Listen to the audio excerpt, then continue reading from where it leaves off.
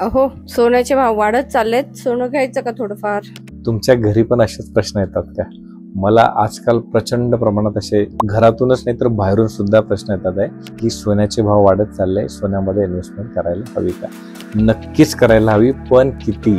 सगळीचे सगळे इन्व्हेस्टमेंट सोन्यात नाही करायचे. सोन्याचा किस्सा सांगतो तुम्हाला. 1980 मध्ये सोन्याचा भाव फक्त 1330 रुपये तोळा होता, म्हणजे 130 रुपये ग्राम. 44 वर्षापूर्वीची गोष्ट. आज सोन्याचा भाव आहे जवळजवळ 72,000 रुपये.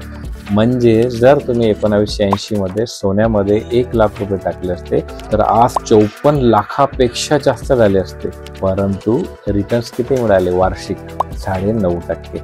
आता हेच पैसे जर कधी तुम्ही सेन्सेक्स म्हणजे शेअर बाजारात त्यावेळी टाकले असते तर त्या 1 लाख रुपयाचे 7,20,00,000 रुपये झाले असते.